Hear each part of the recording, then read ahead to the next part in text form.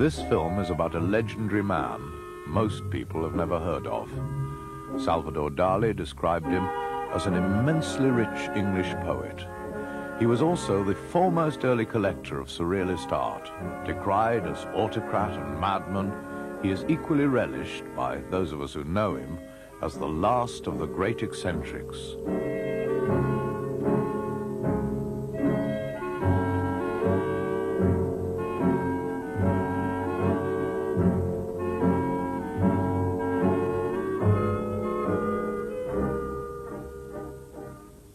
Until recently, West Dean in Sussex, an estate comprising a village, 11 farms and 2,000 acres of woodland, belonged to a man called Edward James. For those who live here, even those who've met him, Edward James remains an enigma shrouded in outrageous myth and rumour. On leaving England in '38, he cut himself off from the many painters and writers he had entertained at West Dean House. John Betjeman wrote wistfully of his vanished Oxford contemporary, "The sun that shines on Edward James shines also down on me." They tell me he's in Mexico. They will not give me his address. But if he sees this book, he'll know I do not value him the less. For art is long and life must end, my earlier publisher and friend. I always feel a bit like the Wandering Jew because of taxation problems. Always having to move one place to another, building houses and traveling and helping other artists, which if I had to earn a living, I couldn't have.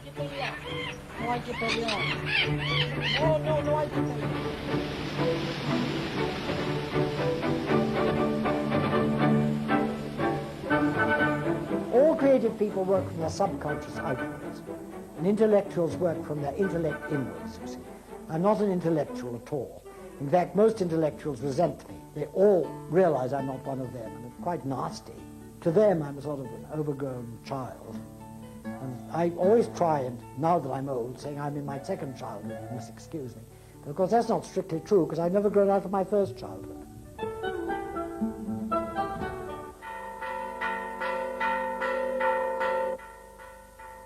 The Sunday market at Ilitla, 400 miles north of Mexico City. Typical of other rural villages in Mexico, except that the villages tend to be more prosperous, the direct result of the rich Englishman who has made his home among them. I can't buy any pants. Nobody's as fat as I am in this town. The waist size is all too small. Oh, there's a hell of a hat. Although he's been around for some 30 years, he remains here, as at West Dean, the object of unending speculation and curiosity.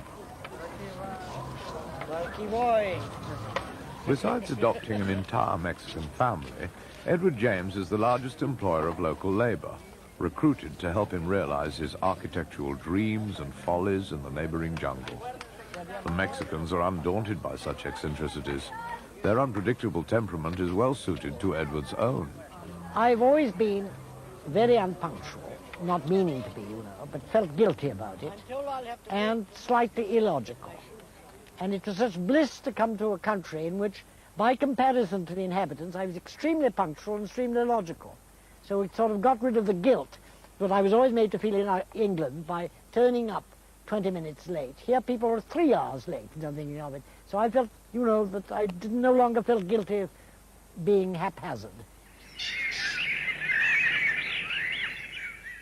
Rare pheasants and a variety of exotic birds preen and scream in the woods surrounding Edward's other English home, which he's visited only rarely during the last 40 years. Monkton is a looking-glass house of surrealist pictures and priceless objects. Edward James redesigned it in the 30s to reflect his sense of poetic humor, his empathy with the visionary world of the surrealists.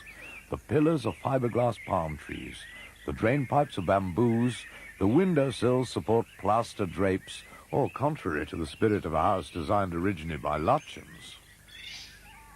If I have any criticism to make of Lutyens, he rather went into being cottagey. I wanted to get away from that cottagey look. I decided to make this house comfortable so I'd have somewhere just large enough for me and not as big as West Dean. But I had to make it warm. So we had the walls padded not because I was going to throw a fit and bang my head against it, although it looks like a padded cell, padded and buttoned to keep it cozy and warm.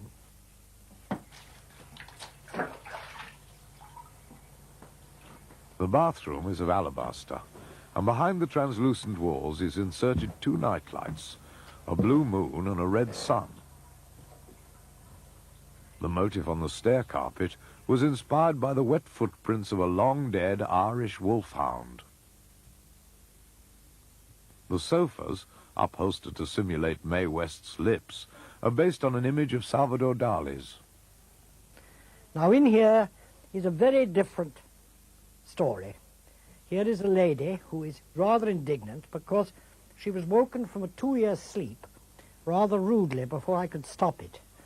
I meant to have her woken by the sound of flutes. I'm very sorry you were so rudely disturbed. Please don't look so cross. Now, she's going to be put in a large case of perspex, 5-sided, outside, and she's going to be hanging over the front of the house with a light above her and music coming out. I think I'm going to have a musical box made with a very special Mayan tune, which will play from time to time when the clock strikes.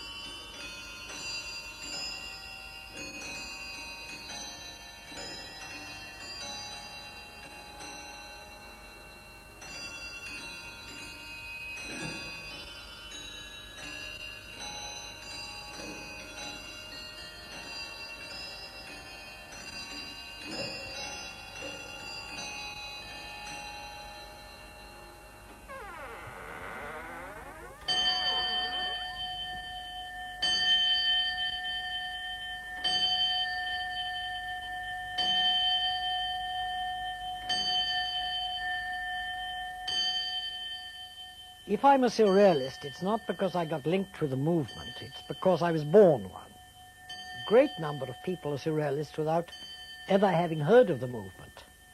But it is people who were close to their subconscious.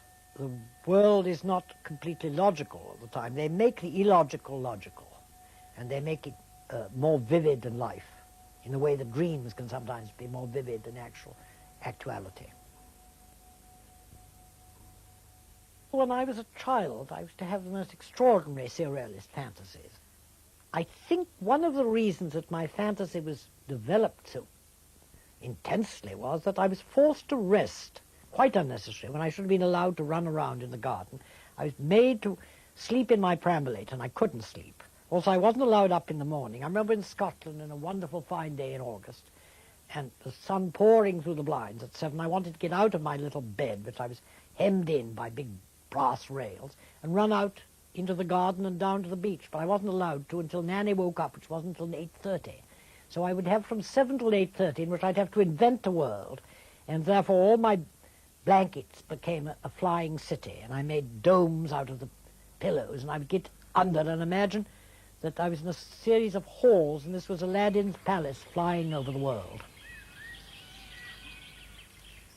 Much of Edward's childhood was spent at West Dean, the great house which his American father bought with some of the vast fortune inherited and increased from railroads and copper mines. Mr. Willie James's wealth and culture ensured his rapid integration into the English aristocracy. Edward's mother, Mrs. Willie James, was a famous Edwardian hostess, entertaining the nobility at West Dean on a lavish scale.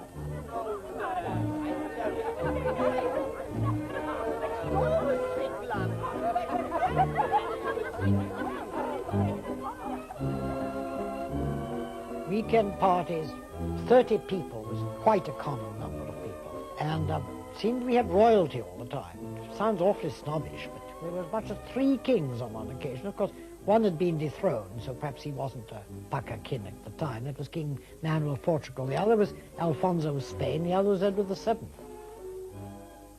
The Jameses had 5 children, 4 daughters, then, after a 7-year hiatus, Edward, the son and heir. If his mother's feelings for Edward were short of indifference, their relationship was certainly not close. I remember being brought down ceremoniously to say good night to her. She wasn't like an ordinary mother who put you to bed or fed you and things. My nurse was my real mother. My nurse was warm and comfy and soft. And my mother had very, very tight whalebone corsets, looked very beautiful, was covered with jewels, it seemed, all the time. She had things on top of things, which was the Edwardian fashion. She would have sables with double Parma violets pinned on them. And the sables had horrid little heads that showed they'd once been live animals. My mother was so distant from her children. There's a story about her which is probably apocryphal, but it sums up the attitude. She was heard calling up the main staircase one day, "Nanny, Nanny, I want one of the children to take to church." And my nurse replied, "Which one, madam?" She said, "The one that goes best with my blue dress." His father died when Edward was only 5, and the memory of his love for him will not allow him to countenance the ancient rumour, fanned by Belloc's poem Mrs. James Will Entertain a King, that he was really the illegitimate son of Edward VII, officially his godfather. But his own theories, based on private evidence, are no less contentious. You see, the king was constantly here, and naturally gossip went around that he was my mother's lover. Well, I know that is completely untrue. The king knew that my mother was his daughter, and therefore where any bastard blood came in, it wasn't in that generation, it was in my grandmother's generation. I think if the truth had been told and been admitted that she was the daughter of Edward VII and not the mistress, it would have been made much more sense, much more wholesome and truthful too. They didn't like the truth very much in those days. They thought the truth was always in bad taste. I remember Lady Cunard saying to me when I was 16 at a tea party, she asked me some question, "Where is so-and-so?"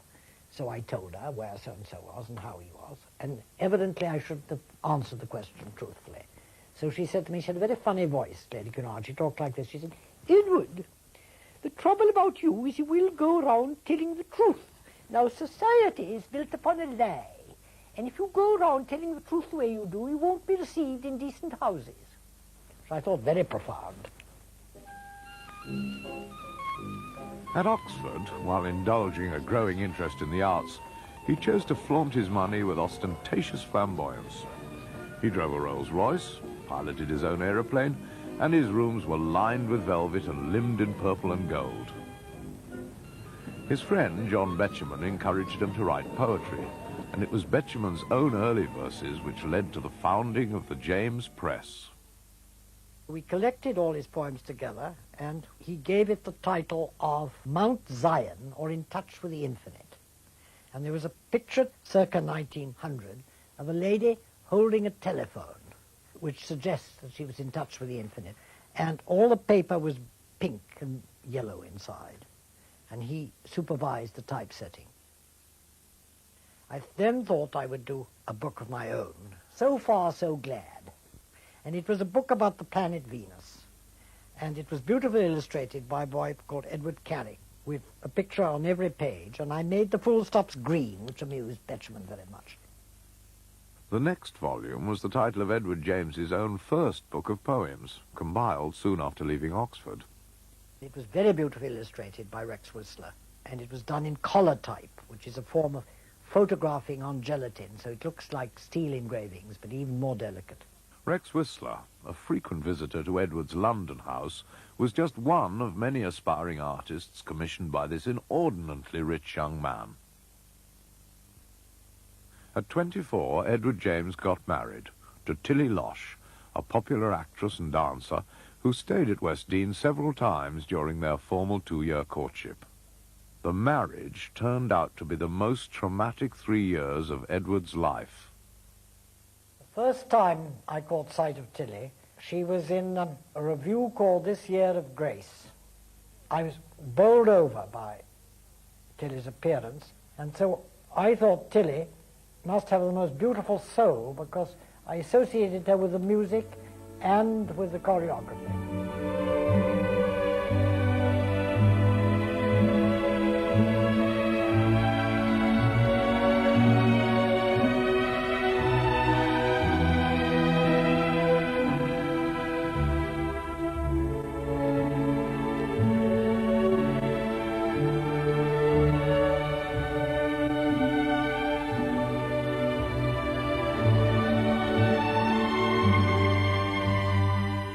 dancer of humble Viennese origin, marriage to a rich upper-class Englishman offered a solution verging on the cliché.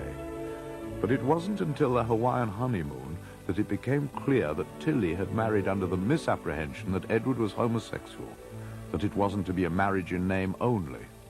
Admittedly, the groom here appears rather more interested in the flora, but he was obsessively in love with Tilly. He tried to keep her with him by showering her with extravagant presents, but when she finally left him, he embarked on the most grandiose scheme to win her back.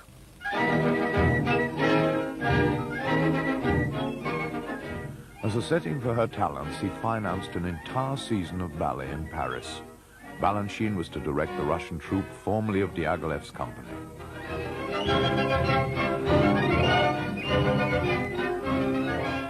The Ballets of 33 was a no-expense-spared project for which James commissioned the most elaborate sets and costumes and original scores from fashionable composers like Milhaud and Sauguet, and with one motive only, to persuade his wife to return to him. I wanted a whole night of ballet, rather like Diaghilev's famous Sleeping Princess. And I thought it was a very good way to get Tilly to come back to me, because I still wanted her very much.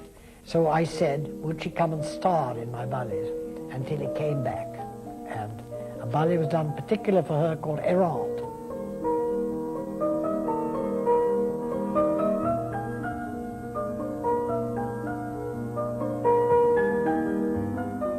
Performed to the music of Schubert's Wanderer Sonata, Errante was carefully tailored to highlight Tilly's special talents. But the most interesting item in the repertoire, based on an original idea of Edward James himself, was a ballet operetta in which a singer and a dancer represented the two sides of a dual personality. It was called Anna Anna, or the Seven Deadly Sins. Lotte Lenya co-starred with Tilly, and Edward persuaded Brecht and Kurt Weill to leave an increasingly dangerous Germany to write what proved to be their last collaboration together.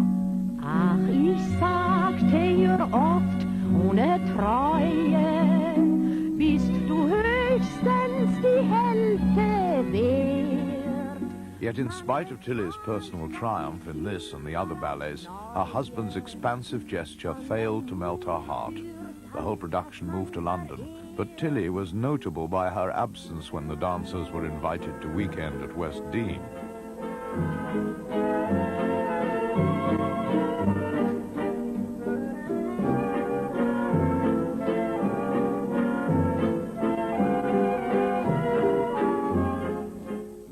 Tilly's contemptuous refusal to return to Edward despite the ballets turned his unrequited love to a bitter and resentful hatred.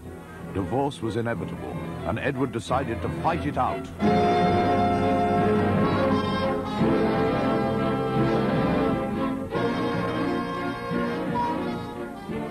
Evidence as to Tilly's many lovers offered a prurient feast for press and public, but for the protagonists it was a painful ordeal. Nicht wahr, Anna? Ja, Anna.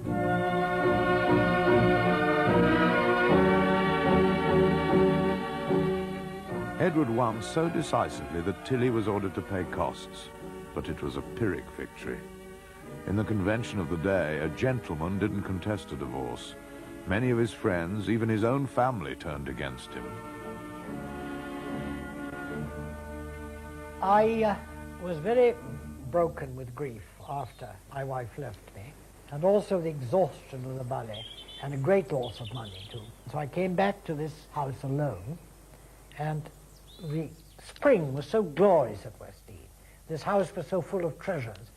The Georgian silver on the table was so beautiful. The flowers, I remember they were nymph gladioli. The whole place was so rich with everything beautiful in creation that as I was beginning my dinner, I suddenly saw the room begin to spin. I looked up at the ceiling, and I knew it was a projection of my own subconscious, but I saw a circle of all creation with a great light in the middle, and all the flowers and trees according to their genuses spread out, and all the animals according to their races and families all around this central light.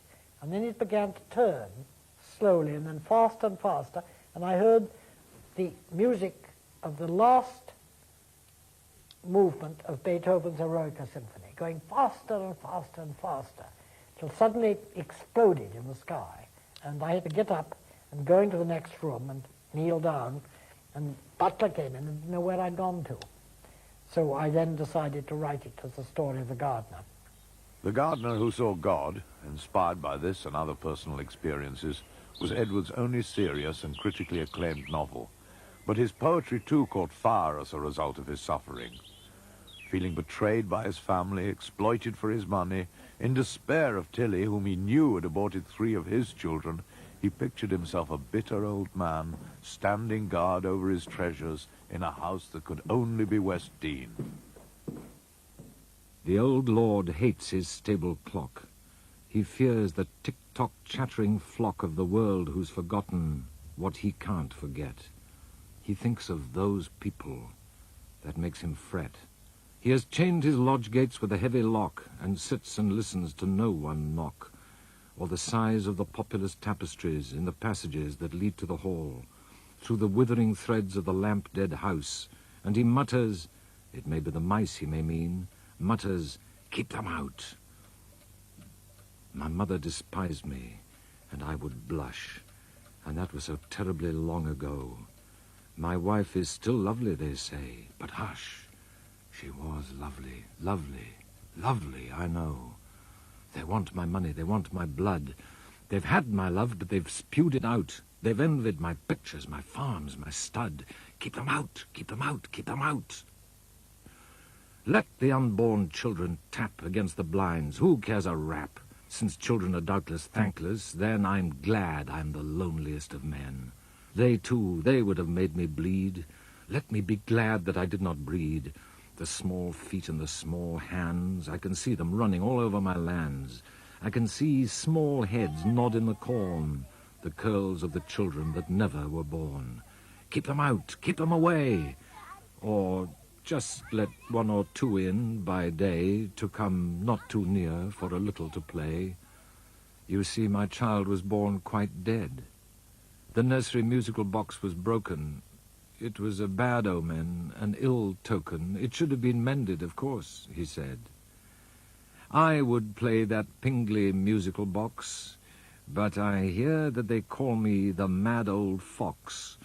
Close then the gate tight, and do not be seen, save by God who forgives.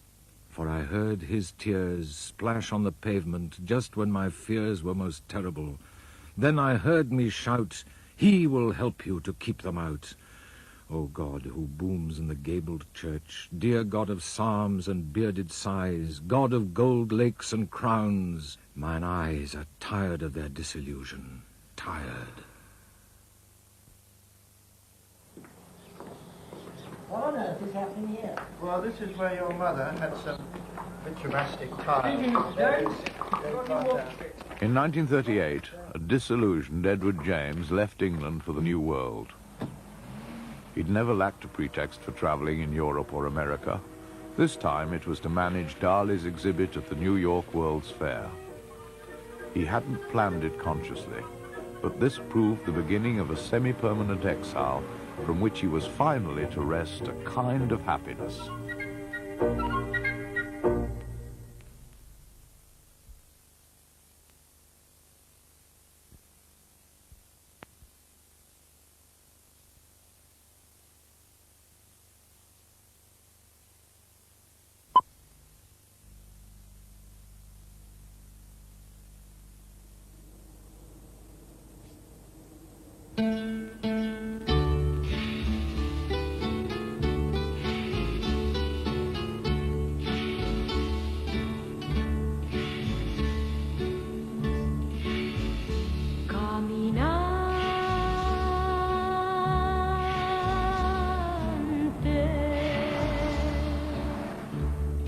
Long before settling here in Mexico, Edward James' restless spirit led him to Hollywood. The strange vision at West Dean and his admiration for the work of a religious teacher, Gerald Heard, roused his interest in mysticism. Like his friends Aldous Huxley and Isherwood, he presented himself at Gerald Heard's Hollywood retreat and became a disciple.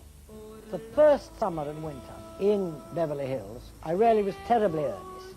I became a vegetarian. I didn't go to movies. I refused all parties. And I tried very hard to meditate. And then I was hurt by Gerald Heard, who assumed I was doing it all as a pose. It was just a gratuitous assumption that a so-called millionaire couldn't be seriously a mystic. He was just trying some other gimmick. So I started, little by little, giving up the vegetarianism and not going to cocktail parties because I felt let down. I went from having been on a very high moral level, really to a rather low moral level, actually. To jump from pious introspection to high life among movie stars and British expatriates, frittering away his time in restaurants, owning a house in Malibu as well as Hollywood, it was inevitable that Edward should again become disillusioned, this time with the double standards of the society he had joined, and to set out once more to seek his Shangri-La.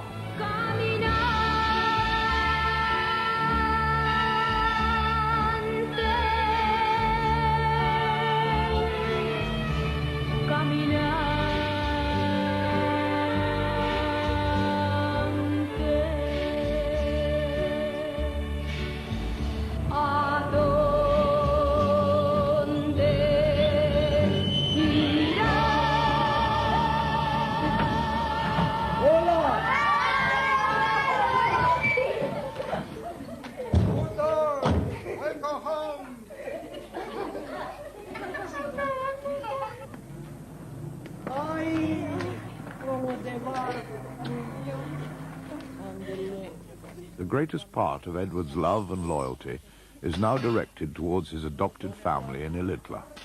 He shares their house and has come to regard it as his real home. No, yo estaba dormido. Porque no se voló.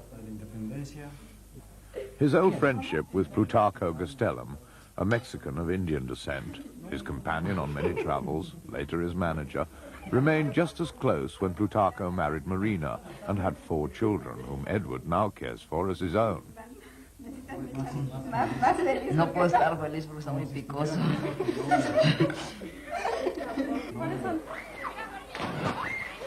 Plutarco and Marina allow the less fortunate villagers to avail themselves of the facilities in by far the most luxurious house in Ilitla.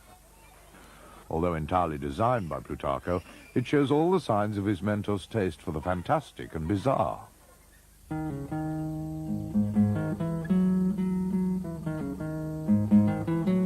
That Edward James was settled here was the result of several forays across the border from California.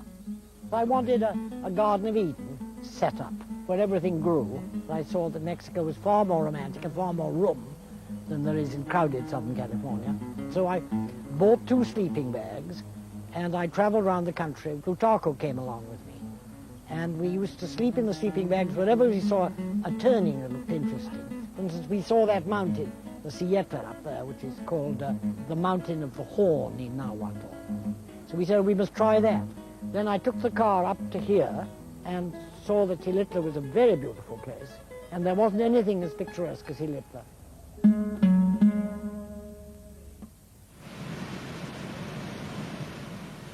In the early days, Edward had a small house built by the waterfalls in the jungle, hoping to live a hermit's life with only his animals and wild parrots for company.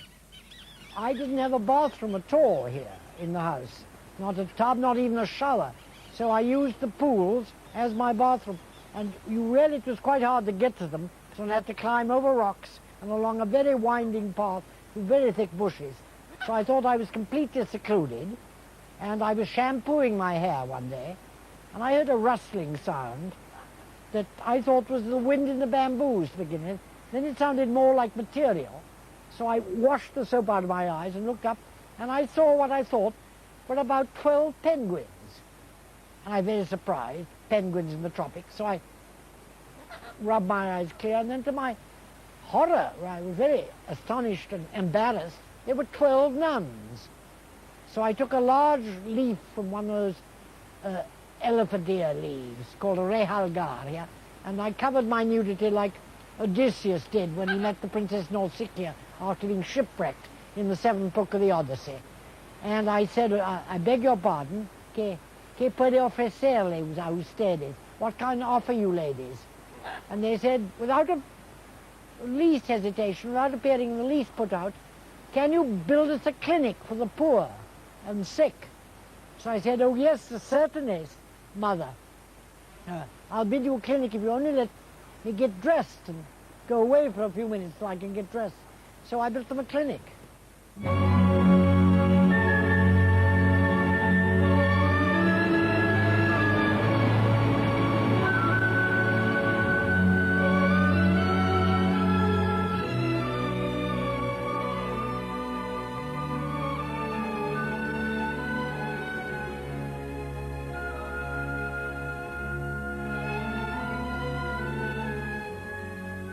I hoped it would be a quiet place where I could write books. I have hardly written a single book because I've been busy transforming the gardens. I found such possibilities in the jungle for growing. That's how it happened. Nothing was ever planned. I always wanted it a place to conserve wildlife. I'd like every conceivable animal. I'd be like Noah with the ark if I could. My critics, or people who don't like me, say I like animals because they can't talk back. No? This Garden of Eden was created by trial and error and the bureaucratic consent of Latin American officials. Each parrot had to have a passport given it by the Mexican consul in Guatemala. And I had 4 crates of orchids. They had to have passports too. And then I got on a train in Tapachula, and the morning began badly. One parrot got sunstroke and died. I hadn't realized that parrots can't stand full sun for a long time. So I was feeling depressed, but I got the only drawing room on the back of the train, and I had 4 briefcases full of unfinished novels and poetry of travel and letters. And the van, which had the parrots, were right forward. The parrots and the orchids were in the sort of luggage van right at the top, at the head of the train. It meant walking down 12 cars between the passengers and calming the parrots and watering the orchids and coming back. The train stopped at every little station on the way. It even stopped at just crossroads where people came for half an hour and argued over the price of a turkey. And we were sometimes at least 35 minutes just at crossroads stops. So the journey from Tapachula to Tonalá, which is only about 100 miles, took the entire day. And towards midnight we were coming to Tonalá, and it's the only big town that we had approached. And the guard came and said, we're only staying 3 minutes in Tonalá. You have to go and get your flowers and parrots off the train. You have to go up front because there won't be any porters. I said, only 3 minutes, but you were half an hour in the last farm you stopped. Why only 3 minutes? Oh, because it's muy noche. It's very late at night. We don't like to stay long in stations late at night. So I said, what nonsense?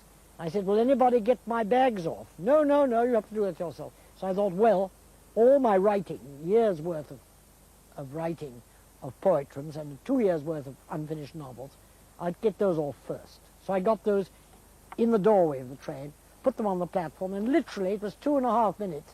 The train was already moving. So I ran along. I had a very long beard, and I hadn't cut it down to here, very long hair, and was very disheveled. And I shouted, stop the train!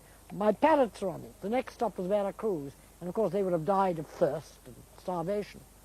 And they said, no se puede, we can't, we're on our way, we can't stop.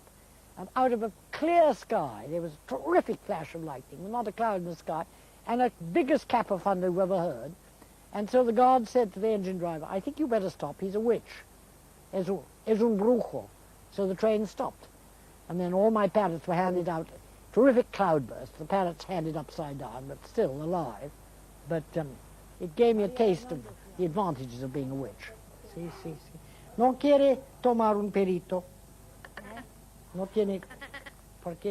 Now that he may count himself among their number, he feels it politic to remain on friendly terms with other local witches. El blanco, ¿cuál de los dos le gusta lo más?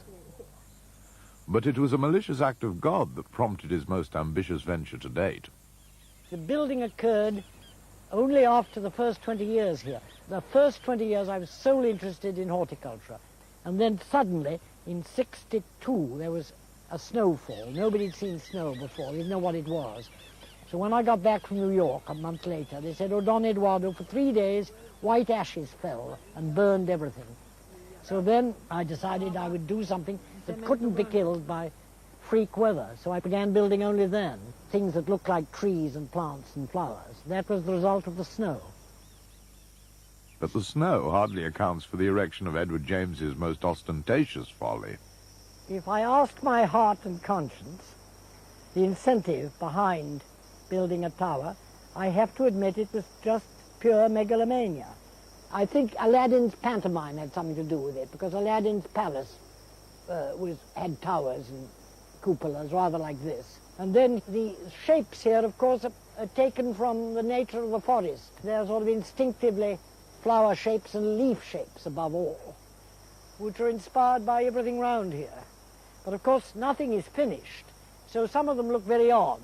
For instance, Plutarcho calls those things helicopters, but they're going to actually turn into capitals. When it is 7 stories high, so now only 3 stories high, it's not even half what it's going to be, there's going to be a huge aviary on top with trees in it. That's why this is so terribly massive, because it's full of reinforced concrete, to stand live trees inside so the birds will really feel they're out of doors. Then we'll get all the wild parrots, and when they've bred enough, we'll let them out to multiply in the hills again. And there will be a room for projections and concerts. The principal thing, well, the tower will be an apiary with a many-sided object, dodecahedron, you know, the 12-sided object, which is in Leonardo's books on architecture. It'll go very slowly round like this, showing a different light. That'll be the top of all. That'll be the 8th floor. 30 workmen, craftsmen and labourers from the village are constantly employed, costing him, with building materials, $1,000 a week, and Edward has no architectural training. I know nothing about engineering, so I have to use twice the amount of reinforcing steel than necessary in order to be sure they will stand up. In fact, I didn't know I had the capability of being an architect.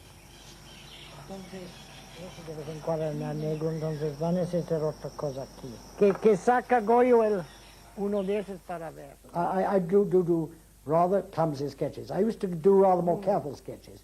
The great thing is having found Don Jose, because the previous carpenter never understood anything I drew. I do it a bit at a time, you see. If I said, now look, this is going to be like this, they'd forget it. So I say the next stage is we do this. The ideas come quicker than they can be executed. But I like to make a start on every idea, because then I don't forget it. There are certainly aesthetic reasons, sometimes practical, for everything he builds, but as yet nothing is completed. I mean, a lot would probably never be finished. I'd have to be 100 years old to finish them all. But then there's an Arabic proverb, somebody once told me, is, never finish to build thy house, which means always keep on adding something. As some Arab sage thought of that, I thought I can't be too dotty. México, tierra de amores y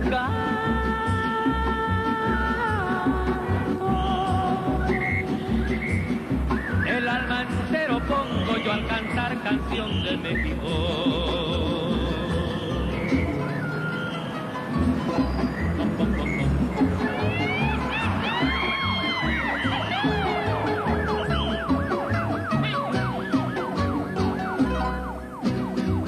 Tierra de sol, de mujeres sin igual, ay qué pasión. Qué pasión lo que sentí. Los recuerdo con While collecting his animal kingdom, Edward James used to stop off in Mexico City at the Hotel Frances. Not the best in town, but the only one prepared to tolerate a menagerie in the bedrooms. Buenos dias. Yes, it was owned by the same people who owned this Hotel Majestic, so they were very tolerant. In fact, the owner is a great friend of mine. He's called Don Jose Brockman, Swiss by birth, but he's been here all his life. And so the hotel practically would put up with anything. They were terribly nice. Sí. ¿Verdad? One year, you see, when my back was broken, I filled this whole suite with trees and pigeons and cockatoos. I also had a kinkajou, an ocelot, which is, a little tiger, and a small monkey.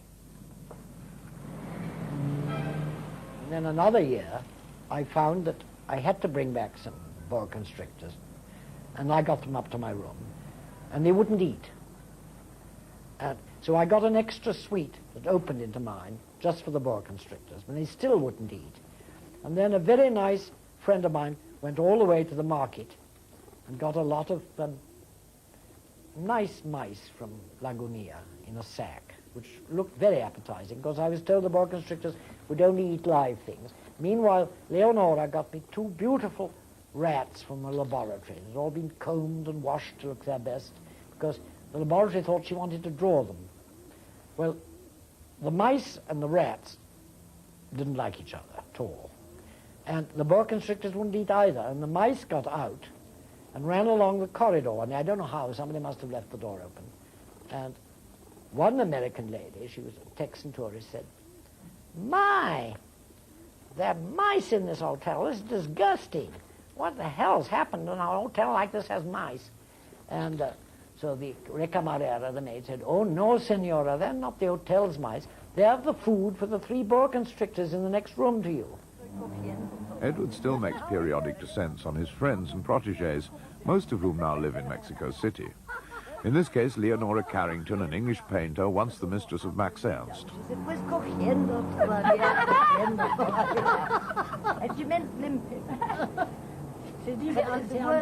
¿Cómo se dice cogiendo, no, in Tizapan? They never let you end in anthropology. No, naturally. You turn into carbon. Se corrió el pobrecito. Se puso a correr. Se puso a correr, en serio. Y mi mamá le gritaba, "Usted me ha embarazado." Did you hear that, Leonora? What? Tell her. No, she asked me why I wear 2 socks and 2 shoes. I had one foot is turning into a cloven hoof and the other into a parrot's claw. Besides attesting but lasting friendship, Leonora shares Edward's love of cautionary verse. It was called, what was it called? One about the Frigidaire. Do you remember? Well, I remember the one about... When babies' cries were hard to bear, they popped them in the Frigidaire. Yeah, that was... My wife said, "George, I'm so unhappy. Our darling is now completely fappy." Leonora Carrington's disturbing chimeras, bathed in a light that never was on land nor sea, attracted Edward James immediately. Long before she became fashionable in the States, and in consequence no longer dependent on his patronage, he had acquired more of her paintings than any other single person. This picture by Leonora Carrington has never been exhibited, which I think it deserves to be, because it's one of her most imaginative. It's called Traveling Incognito, and the woman who is traveling incognito, as you see, has 5 eyes. There's a cat here who has only 1 eye, and the parrot is traveling in a fishbowl that has a pedestal with claws all around it. Then there's a normal cat there, and a very strange parasol, and then the shape of the woman herself must be very extraordinary to necessitate such an odd drapery. The drapery of the lady inspired me to make a frame for it that was like an old-fashioned ball dress of black velvet. His feeling for surrealism and early support for its struggling practitioners resulted in the largest personal collection of surrealist paintings. I had no intention at all of making a collection. I just happened to know a lot of young, talented painters who, most of them were broke, because young artists, when they begin, have no following. They need money very much. So I began just buying paintings from them so as they could make a living and so they could continue their careers. I never bought pictures from indifferent or bad artists, at least none that I thought were bad, just to help them, because I don't think a bad artist should be encouraged. But there were real people of talent, like Cherichev, who really didn't know at the time where his next meal was coming, and I bought pictures from him, and Dali, who was doing all right, but he was not known. I went to his house in Spain and bought pictures from him when he was comparatively unknown. And Magritte was very poor at the time I first met him, too. He came and stayed with me in London all one summer and did the panels there. I only bought a few Picassos because Picasso was already established and he didn't need financial help. But I became a great friend of his. But I had no intention of making a collection. And I started being very surprised when I heard about the Edward James collection. I said, "What, am I a collector? I didn't know that." In fact, Edward valued the company of artists like Magritte as much as their work.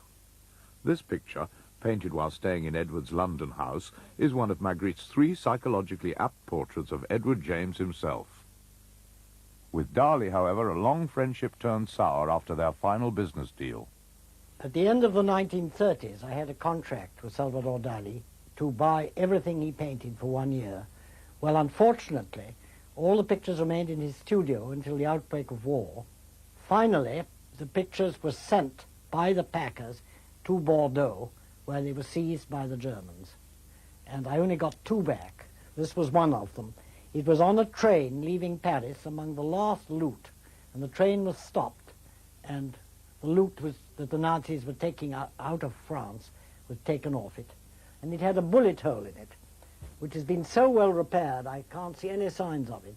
The picture represents swans, and their reflections form elephants, which, with the help of the trees behind, which make the legs of the elephants.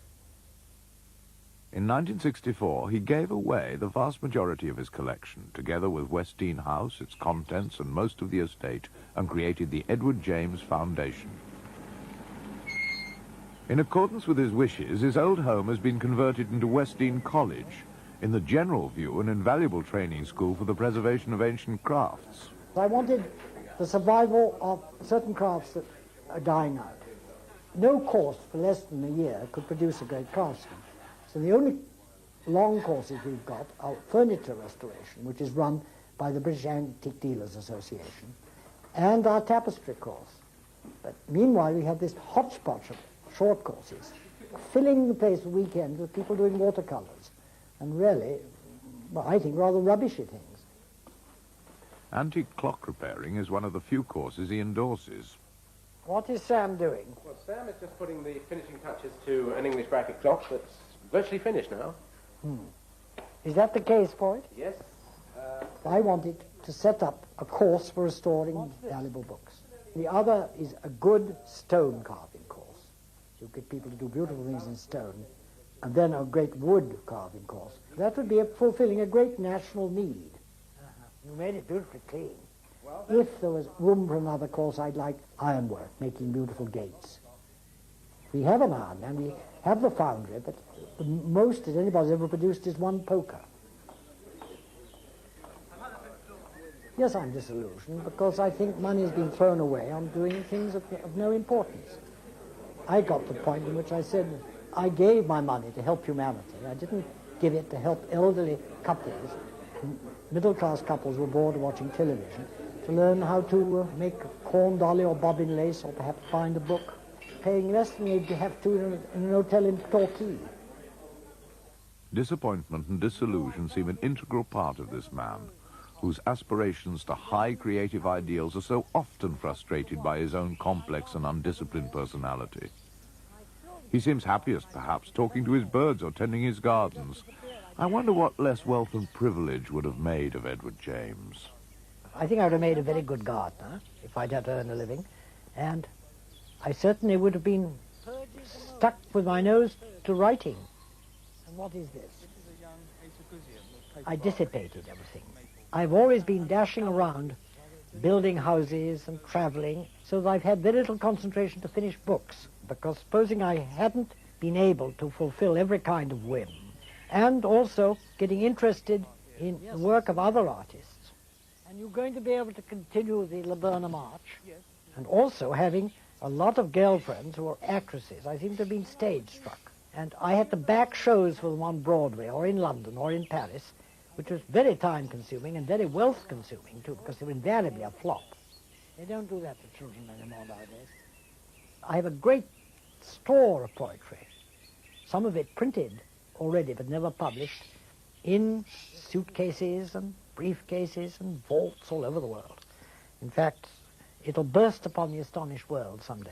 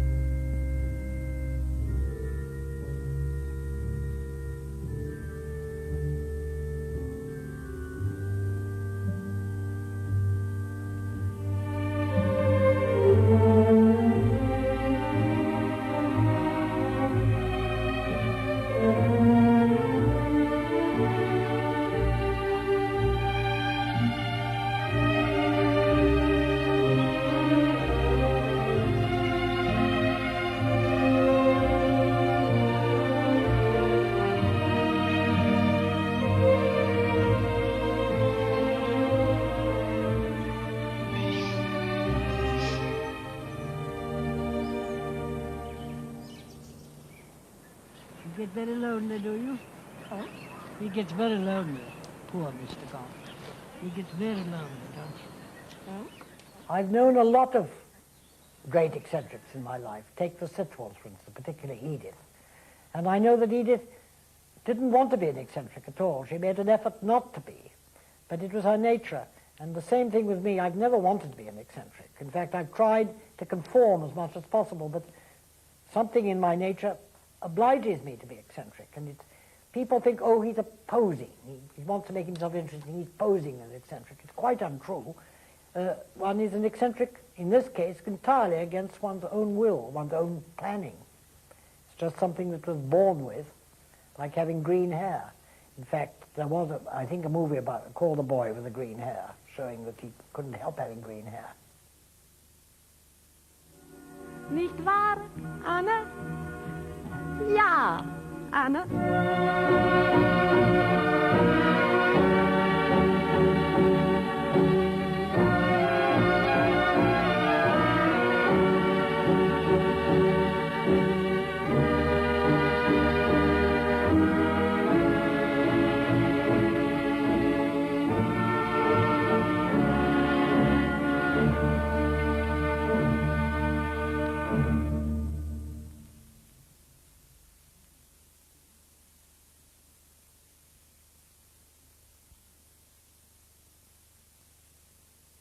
Eagerly awaited series of Hancock's half-hour classic comedies.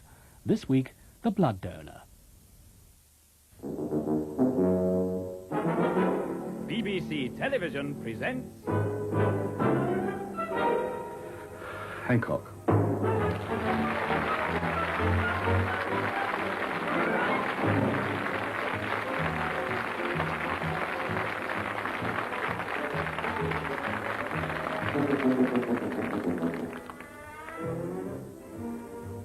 Good afternoon, sir. Good afternoon. I've come in answer to your advert on the wall next to the Eagle Laundry in Pelham Road. An advert? Yes, your poster. You must have seen it. There's a nurse pointing at you, I believe she's a Red Cross lady, actually, with a moustache and a beard. Oh, it's penciled in, of course. You must know it. It's one of yours, definitely one of yours, next to Hands Off Cuba, just above the cricket stump.